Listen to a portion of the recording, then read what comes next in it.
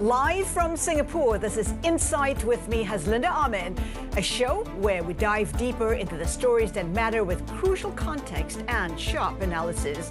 China's tech stocks are in focus as Alibaba founder Jack Ma, along with other prominent business leaders, are believed to be meeting President Xi Jinping.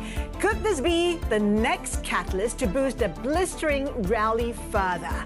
German Chancellor Olaf Scholz tells Bloomberg exclusively that the EU is strong enough to counter any US threats, as President Trump says he will impose tariffs on steel, aluminum, and even cars. We get a playbook to navigate the China tech rally and the rising geopolitical tensions with Lombard Odier's Asia CIO, John Woods. And we discuss the impact of tariffs with the managing director of India's Hindalco, which also owns Novelis, the world's largest producer of rolled aluminum that's used to make cars, as well as beverage cans.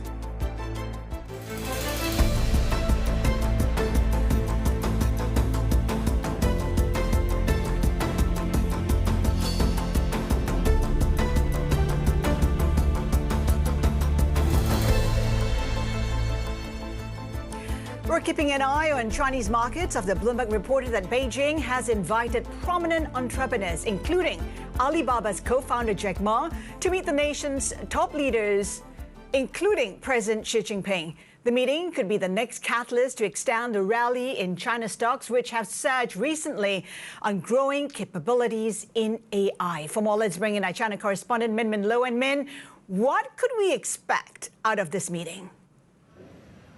Hey, Ha. So this is reporting based on what sources have been telling us and other media reports as well. President Xi said to be meeting a group of tech titans, including, as you said, the founders of Alibaba, as well as Tencent, DeepSeek, Huawei, Xiaomi, among others. This is a symposium to boost private sector confidence. And the first time President Xi had hosted such a symposium was back in 2018. He had then pledged tax cuts and financial backings for this company. So it is possible that maybe we could see a similar move after this, a release of friendlier policies towards private companies. That's why market is reacting to the news so far.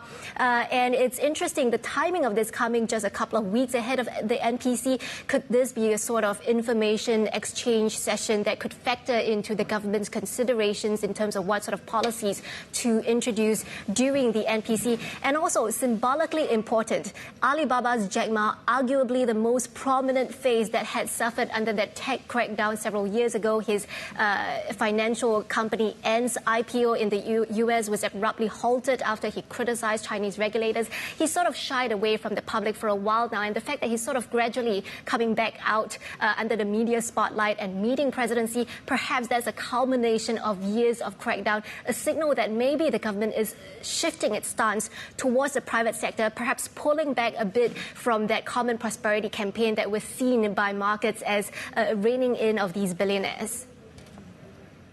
And Min, it does seem like the mood music surrounding China and China stocks seems to have changed somewhat. We have Goldman raising its MSCI target, CSI 300 targets as well. Tell us more about that.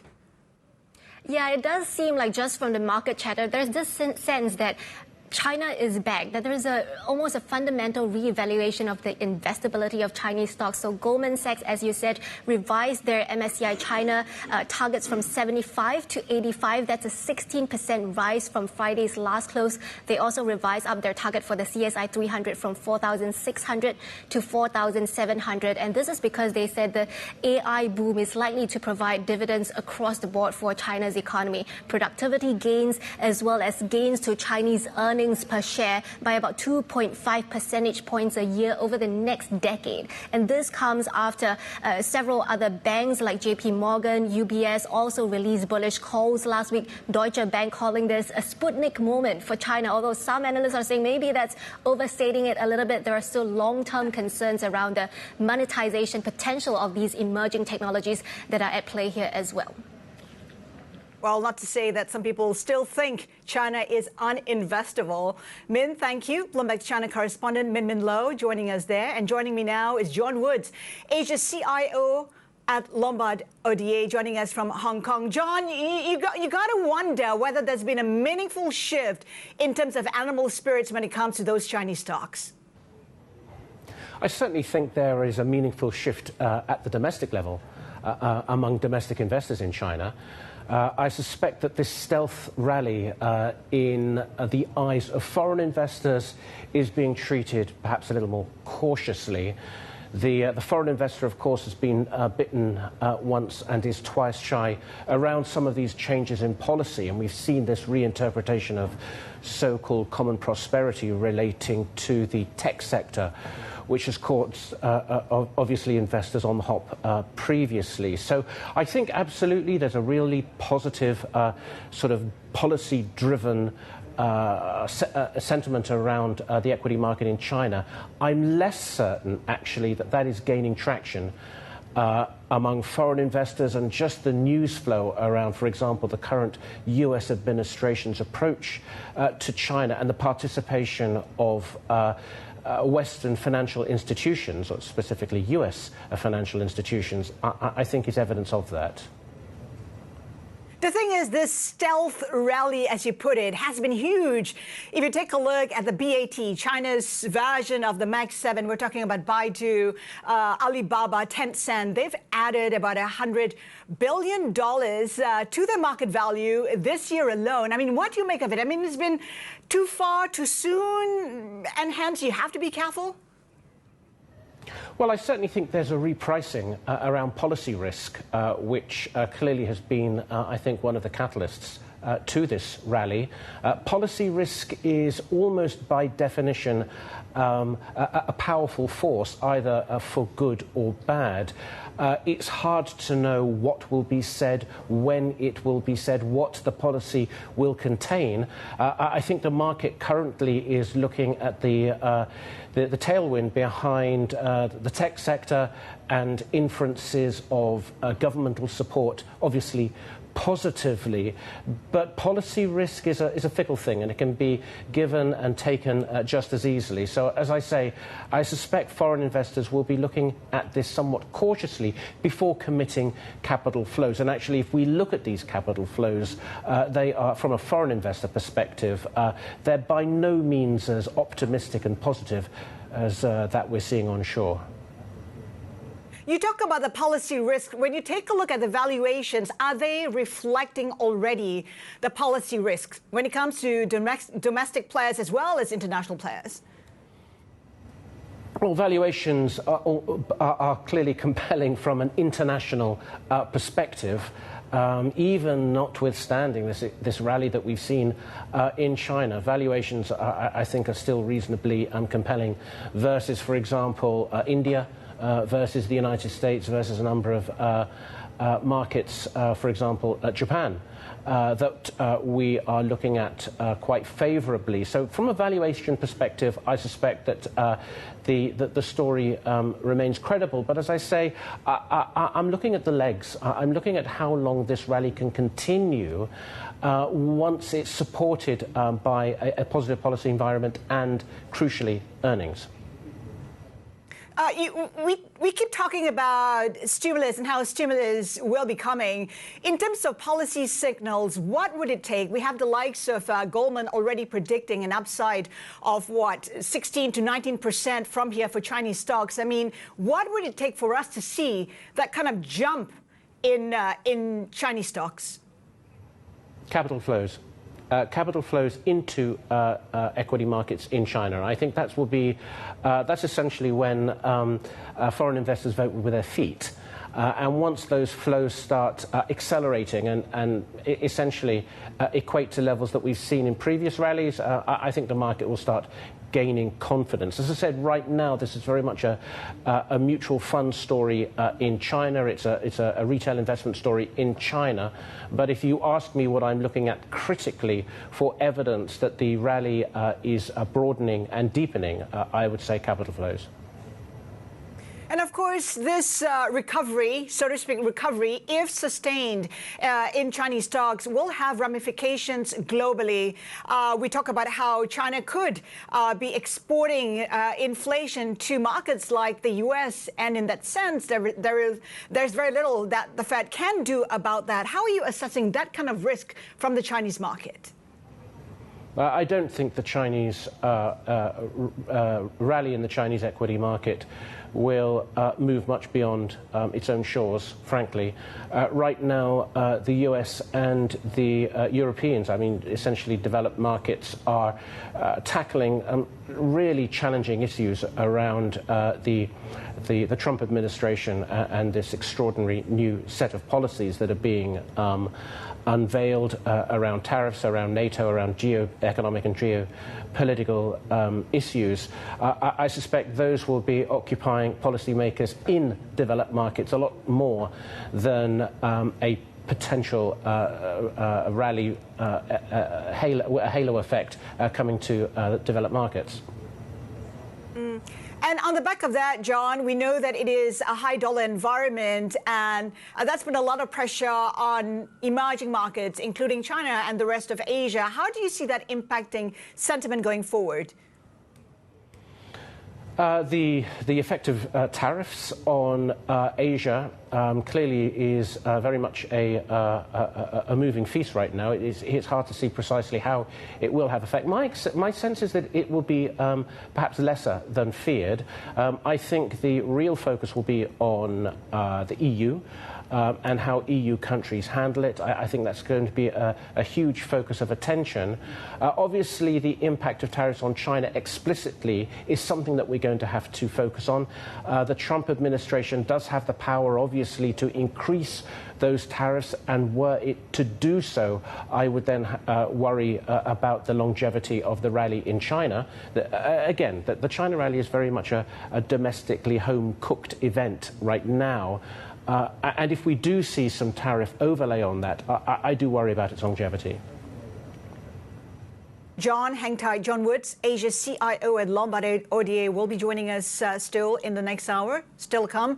German Chancellor Olaf Scholz tells Bloomberg the European Union is strong enough to counter any US tariff threats, but that he hopes for an agreement that avoids a trade war. More from that exclusive interview next. Keep it here with us. This is Bloomberg.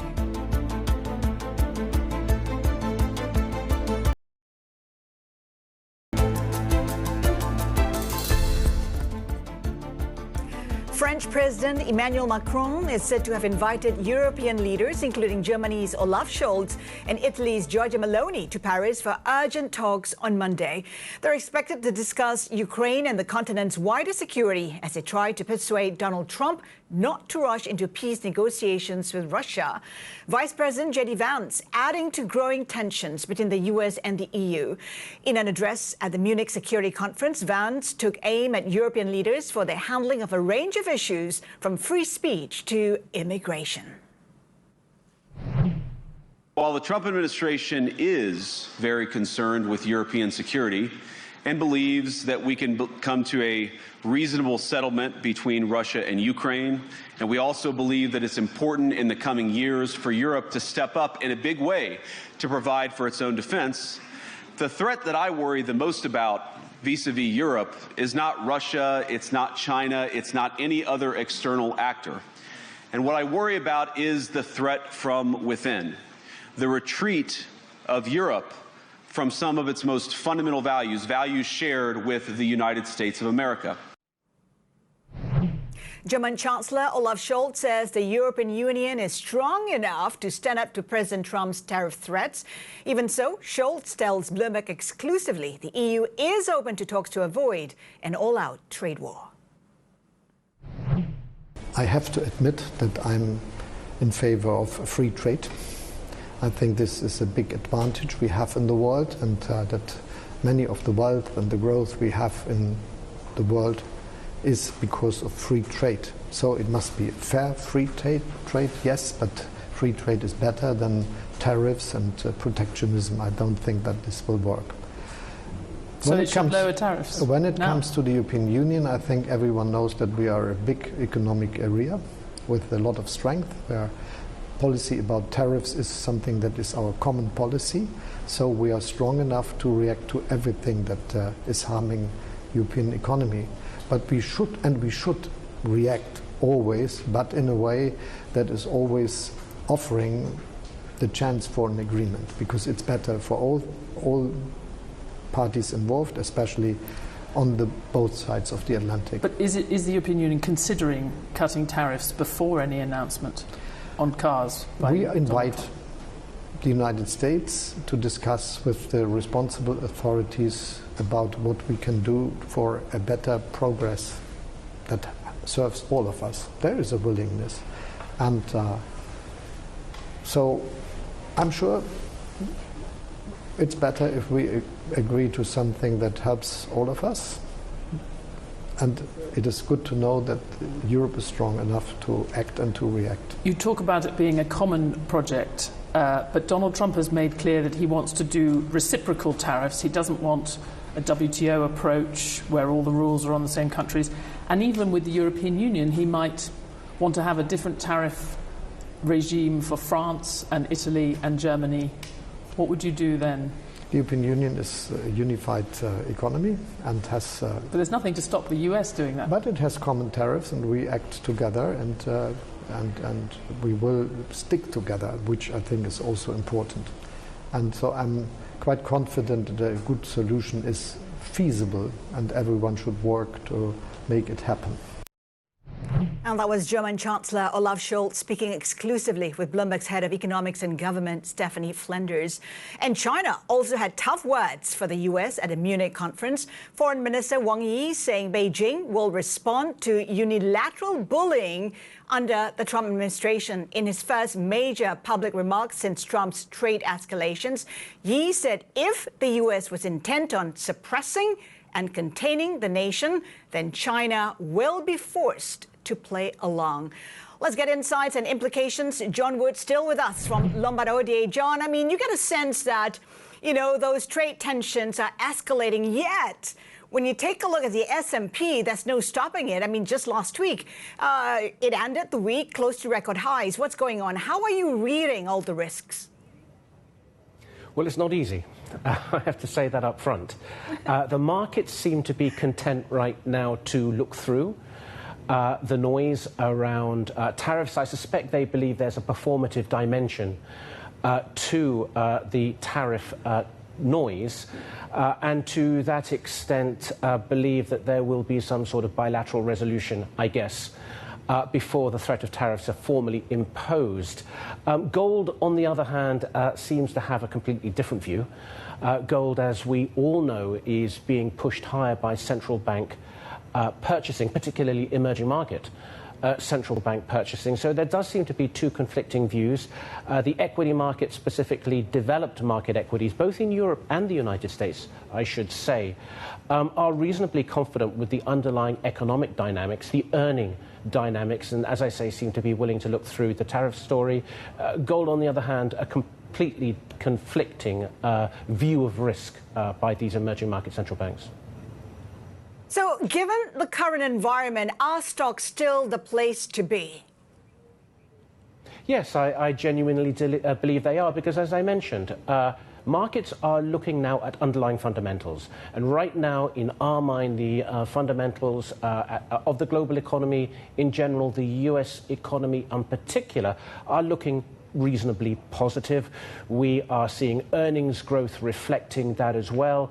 In our mind, where you have an easing Fed, and the timing around that easing may be a little open to question, but positive economic growth, easier monetary policy, supportive earnings, all in our mind is risk positive, specifically equity market positive. And at Lombard Odier, we have a preference right now for the United States, for Japan, and just recently India, more on these mechanics around earnings and perhaps a more insulated market to the volatilities of global trade.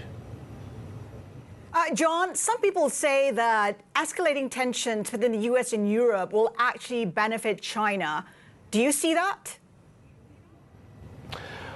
At the margin, I guess that is a credible view. Again, I come back to this idea about liquidity flows. If we do see a substantial sell-off in the US market, in European markets, there's no sign of that right now, the China market may attract some of that liquidity. And of course, from a momentum perspective, that would clearly be positive. But it's worth bearing in mind that China has three terrific challenges that it needs to resolve, not least its property sector, overinvestment, and demographics. And I can't see that changing anytime soon. We can have a sugar rush from policy, we can have a sugar rush from onshore investors buying into a momentum story, and we are seeing that. But these underlying fundamentals in China are meaningful. I don't see them being resolved dramatically or anytime soon. And so at the margin, yes, China may be a beneficiary, but we still have to focus on the building blocks of that market as well. When it comes to momentum, India seems to be losing its momentum, and there's been disappointment when it comes to Modi's visit to the U.S. Despite those concessions which he made before making that visit, India seems to have achieved not as much as first anticipated. How are you looking at the Indian market? Might that disappointment from that visit put more pressure on the Indian market?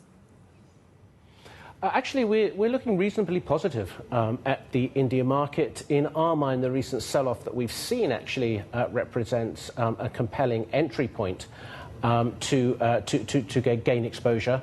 The interest rate cuts we feel there are reasonably supportive. The improved valuations as a function of this sell-off, I think, are supportive as well. You know, the Indian economy, as I mentioned earlier, genuinely is insulated somewhat from the volatilities that we're seeing around the tariff story. And if you were looking for a reasonably stable market with consistent earnings, and no doubt expensive, but trading essentially in line with the US, the India market, in our mind, acts as something of a countervailing force in that respect. But how soon do you think we'll see that turnaround, especially on the back of the budget, which is expected to boost consumption? Oh, it's a little difficult for me to provide a precise timing as to when the market is going to bounce. But I suspect over the course of this year, 2025, we'll see an improvement from current levels. I think current levels have been oversold. The MSCI India has sold off some 16% from the highs of late last year. And in my mind, the fundamentals are not really reflective of that. I suspect the market will be substantially higher by the year end. All right. Indian markets in the negative year to date. John Wood, CIO, Asia at Lombard Odier. We thank you so much for that.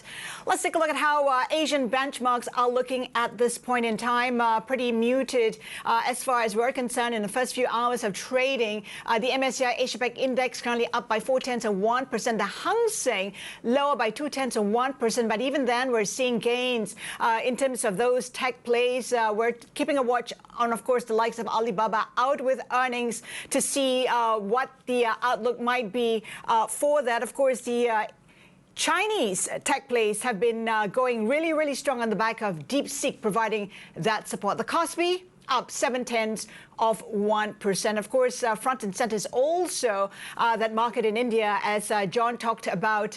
He expects a recovery sometime this year. And in terms of the Indian rupee, it has been under a lot of pressure, trading close to record lows. And in terms of the other currencies, the yen also in focus, currently up about 0.5% versus the USD. Still to come, Hindalco Industries joining us after reporting third quarter revenue that beat estimates. Its MD, Satish will be giving his outlook for India's aluminum as well as copper demand. Keep it here with us. This is Bloomberg.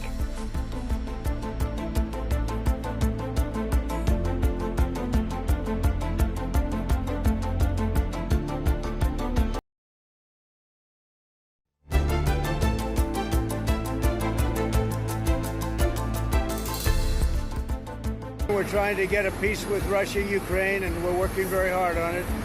It's a war that should have never started. Do you expect Zelenskiy to be involved in these conversations? What will his role be? I do. He will be involved, yes. And that was President Trump speaking with reporters about Ukrainian President Volodymyr Zelenskyy's involvement in peace talks. That's after top U.S. advisors had suggested negotiations may proceed without Zelenskyy. And rising concern about Europe being left out of those negotiations is spurring French President Emmanuel Macron and other European leaders to hold urgent talks on security Monday. Bloomberg senior editor Derek Wallbank is with us. And of course, we're hearing both sides of the con. Some say that perhaps Europe will be involved. Some say they won't. Where are we with that? Well, I think, Haslinda, a lot of this is triggered by the fact that Donald Trump called Vladimir Putin without letting a lot of key European allies know. And I think that I think there was a lot of alarm in European capitals about that. They had always assumed that there was going to be a seat at the table.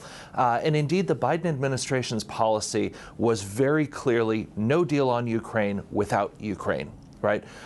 So the idea that Ukraine might not be at the table for absolutely everything, the idea that the U.S. might be having these discussions without necessarily saying what are Ukraine's red lines, and then having something that Ukraine might have to agree to without having been at the table fully throughout the whole process has, I think, been somewhat alarming, and that's where you're getting a lot of this. The other key part of this is that a lot of what Trump is suggesting and that might get done in any final package is almost certainly going to require Europe to do more, and that is both resources, monetarily, but also possibly people enforcing whatever peace may be. The thing is, even as the U.S. expects Europe to do more, Europe may not be involved in those peace talks, and there are huge implications when it comes to that, right? It will reshape the security arrangement in the region, and you know, the European leaders are not going to be happy with that. No, they're not. And look, Donald Trump has been trying to say for a long time, and he did this in his first term as well,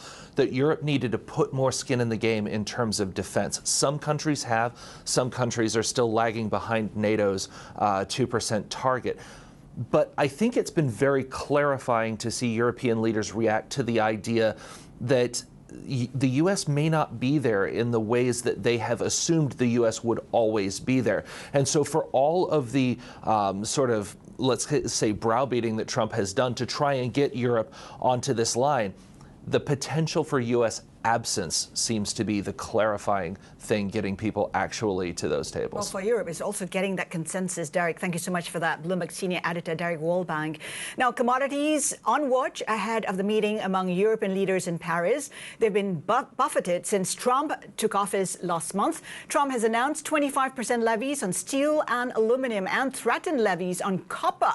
Avril Hong has been tracking the market reaction in metals. Avril. Yeah, Has. I mean, traders are really assessing Trump's tariff plans. You say we've already gotten those 25% announced on aluminium, on steel, but he has threatened on copper, which the U.S. currently does not have.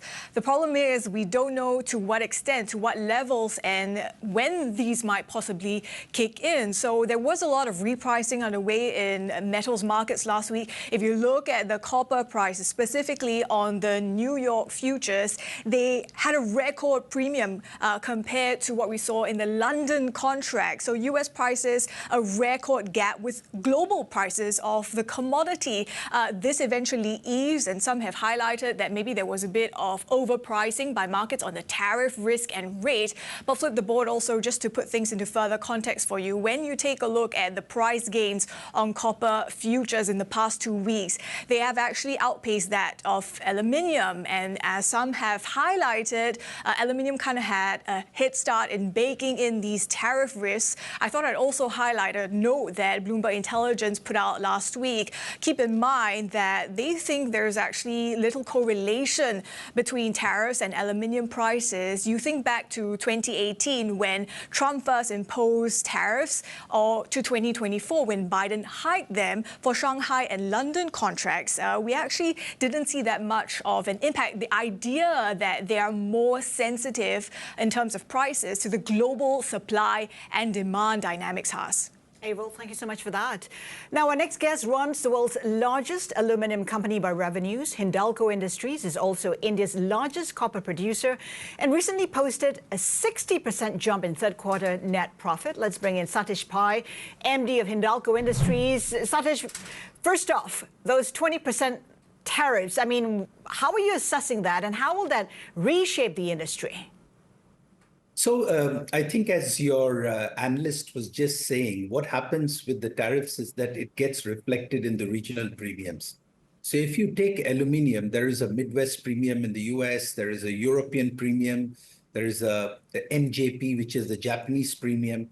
So any moves on tariffs actually reflects in those premiums. So we have always maintained that, you know, for our Novelis business, metal and premiums are passed through. So if the US puts tariffs on aluminum from Canada coming in, the Midwest premium will jump up. And that's what happens. What does it mean for cost? And would you be looking at passing on that cost to consumers? So the premium and the metal price is played by the ultimate consumer in our case. So you're absolutely right. The negative part of this is that metal in the US will become more expensive to the consumer. And I think that that's why I would urge a little bit of patience and caution, because the last time this happened, very quickly, the US exempted Canada from aluminum tariffs because 90% of US metal comes from Canada. So this is why we say that let's give it some time.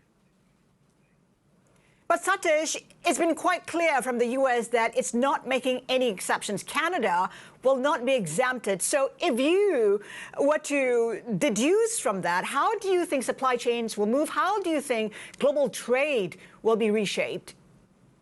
So I do not think that there can be huge movements of metal moving to different parts of the world, because this is the metal that's produced, or the oil and gas that's produced in Canada. US is the natural market, and the logistics cost, etc., make it very effective and efficient. So I personally still believe that economic sense will prevail. Let's talk about that economic sense. We know that with the tariffs, it would mean higher costs and higher prices. And some say that perhaps you'll see a dumping of Chinese products in markets like India and Vietnam. How are you assessing the risk of that happening? So I think that risk has always remained because the Chinese economy, the strength of the economy and the demand of aluminium within China is very important to see how much actually gets exported. Now, you have to look at it and see that the Chinese government has actually removed the 13% VAT rebate that they used to have on imports. So I personally believe that the ability for Chinese companies to dump into India gets that much more difficult with that 13% VAT rebate being removed. What assumptions are you making then about demand for aluminum going forward? See, that's the beauty of the aluminum business. Aluminum and copper are still benefiting from many positive tailwinds. And if you look at aluminum demand or copper demand in India, it's up double digits versus the previous year. So electrification is the biggest driver, packaging, white goods. So all of these means that the demand for the metal is very strong.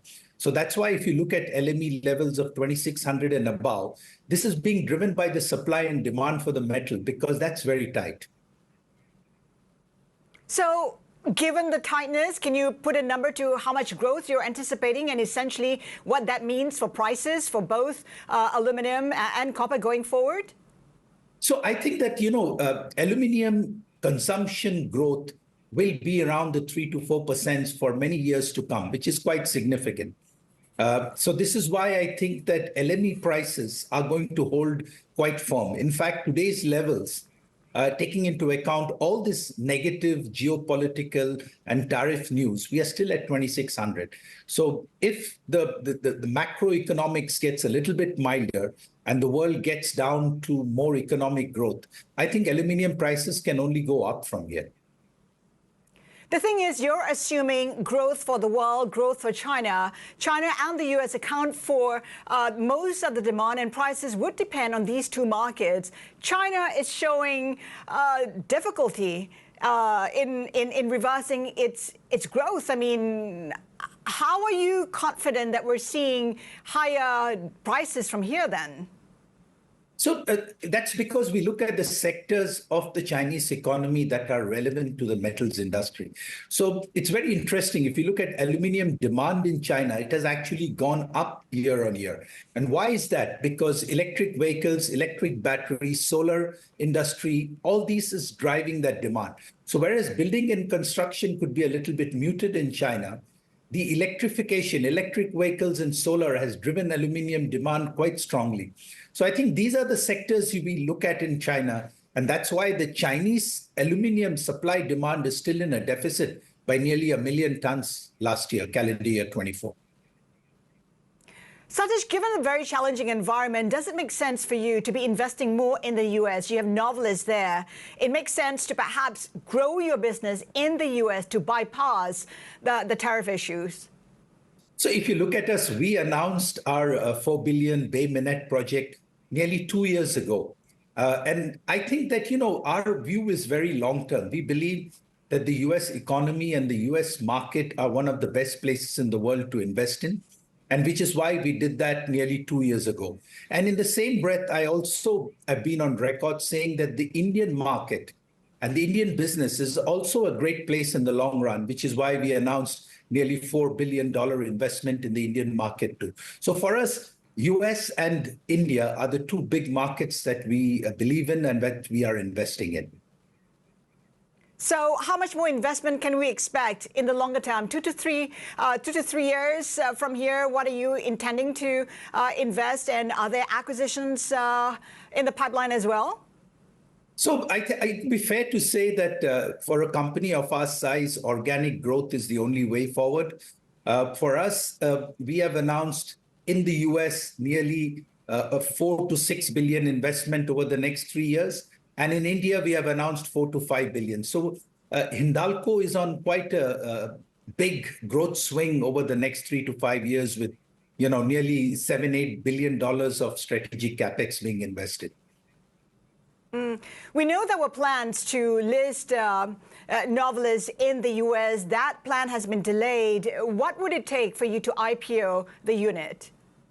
I think that for the U.S., what we will do is that we will wait for the Bay Minette project to get commissioned, because that's going to be the big inflection point for Novelis. So a large $4 billion project coming on stream in September of 26, I think really would set the ground for any next move that we would make on an IPO. You have said the issue has always been about getting the right valuation. Would that give Novelis the right valuation, the valuation that you're after? Yeah, we believe so, because I think that, right now scrap spreads are a little bit tight. If you noticed Novelis's last quarter earnings, they were a little bit subdued. They're going to bounce back. But I think, a large project with 600 KT of extra volume coming in, can market being very strong, can pricing being very strong, we certainly think that it will give a big impetus to Novelis going forward. The thing is, there's risk that investor sentiment might take a turn with the trade war dragging on. Might that also deter you from IPOing Novelis? Yeah, see, quite frankly, we are not in a hurry to IPO Novelis. I think that, we want both the Novelis business and the India business to do well. We will only IPO Novelis when it makes sense and when we get the right valuation. I don't think there is any other driver behind an IPO of Novelis. Satish, you talked earlier about how important the Indian market is. Of course, we had that stunning budget out of India, putting $12 billion in the pockets of consumers. How might that play out for the Indian economy story? So I think that budget came at the right time, because some of the consumer indexes were starting to look a little bit weak. So I think that with this new budget, you're going to see that consumer confidence coming back. But if you look at it underlying from a business point of view, electrification, packaging, industrial goods, white goods, all these sectors are doing very strong. So again, as I repeat, I believe that the Indian market is the right place to invest in now for the coming 3 to 5 years, which is why we have announced our very aggressive plans in India. Yeah, so I guess it begs the question how strong you expect that growth to be, given the investments you're making right now. So, for us, we believe that the Indian market will grow at least a 7 to 8% CAGR over the next 3 to 5 years. That's the assumption. And I think it's probably slightly conservative, in my opinion. If there's so much optimism of the Indian economy, what are you making of the weakness in the Indian rupee, still hovering close to record lows? So look, I think the Indian rupee, you have to just go back and look at what has happened in the last year. It was the only currency that actually did not depreciate as much as many of the other Asian currencies in the last year. So I think what you're seeing is just a little bit of catch up, because compare it with other Asian currencies. And frankly, I think for the export market and even for us, a slightly depreciating Indian rupee is quite good for business. Where do you see the Indian rupee headed from here? Oh, that's difficult to say for me, but I think that I know there has been a little bit of sharp depreciation in the last month or two. We do not believe going into next year that it will continue at that rate. It will stabilize. Satish, we know that when it comes to the rate environment, there are lots of expectations that the RBI will continue to cut rates from here. That might be a boost for businesses like yourself. How are you looking at what's likely to happen in the year ahead from the RBI? So again, two key important markets for me, US and India. In both places, we believe that as inflation, I mean, that's the biggest thing we have to watch. If inflation comes under control, then we will see interest rate cuts in both markets, which are very important for our business. But I would caution that, you have to watch what inflation does. That's the biggest negative right now on the scenario. And how might that play out for India's growth story? Once upon a time, it was an 8% economy. It is currently a 6.4% economy. Will it get back to 8%? Is it important that it gets back to 8%? So, first of all, it is very important that it gets back to 8% because I think that the ambitions that India has, we need that 7 to 8% growth. And I think it will come back to that growth. Indian inflation, if you look at the last inflation numbers, actually came in much lower than what many in the market were expecting. So it's very important. Oil prices have to remain where they are because that's an important part of the basket in India. But if inflation can stay at these current levels and go down slightly, that will be very good for the Indian economy. What's the biggest risk for the Indian economy in the next 12 months, Satish? I personally believe that the inflation is the biggest risk because if you can contain that inflation, you have started to put more money into the hands of the consumers, then you should start to see a positive cycle of consumption picking back up again. And I think that's what's needed. Satish, thank you so much for that. Satish Pai, MD of Hindalco Industries. Just a couple of lines to tell you about. We have Xi Jinping attending that meeting with private enterprises, and that's according to Xinhua news agency. Of course, we've been anticipating this meeting that some say would involve Alibaba's Jack Ma, and that's driven the moves in the markets. Again, Xinhua news agency reporting that Xi Jinping is attending that meeting with Chinese private sector leaders, the top leaders, prominent entrepreneurs on Monday, a potentially momentous show of support for the private sector after years of turmoil. Remember that this was a sector that had a lot of pressure on it on the back of the clampdown from the government. Let's take a look at how Indian markets are trading at this point in time. 3 minutes into the trading day in India, it is currently trading like this, under pressure. The Sensex down 0.7%. Nifty index also in negative territory. Front and center, of course, is that Indian rupee. It's been under a lot of pressure, trading close to record lows. Now, plenty more ahead. Keep it here with us. This is Bloomberg.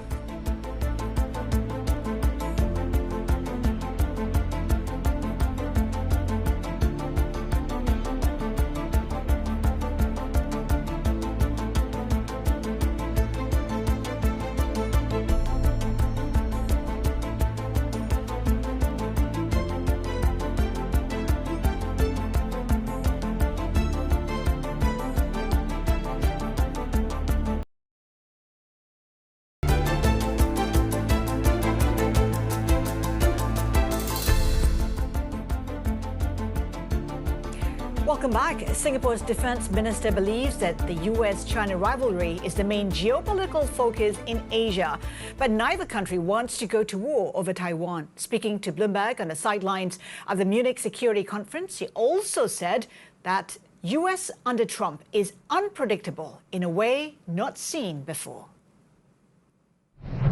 I've been talking to European leaders. Everyone agrees that the peace process needs to begin, and peace is a good idea for everyone. What's unsettled is security guarantees for Ukraine and how to make sure that the aggression that Russia showed isn't repeated after the peace ensues.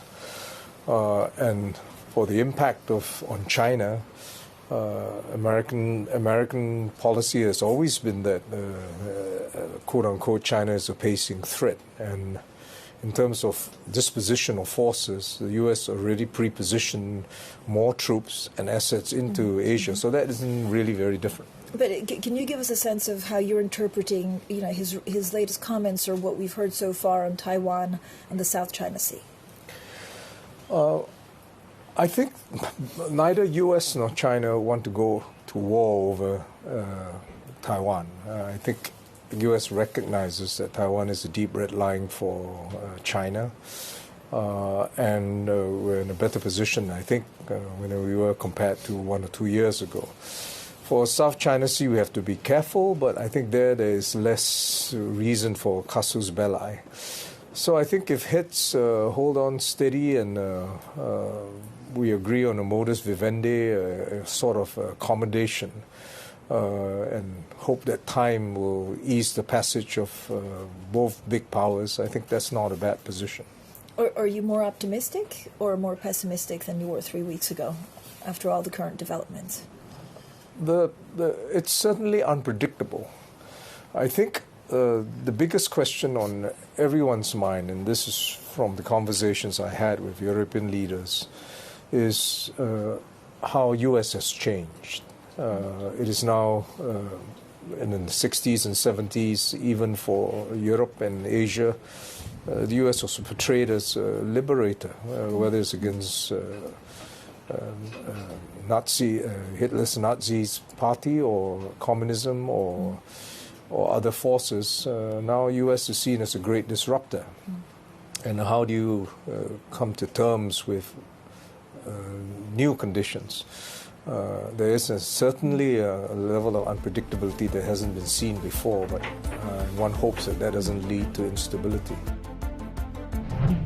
Singapore Defence Minister Ng Eng Hen speaking to Bloomberg. Coming up tomorrow, we'll be at Aviation Festival Asia here in the Lion City. We'll have great guests coming your way. This is Bloomberg.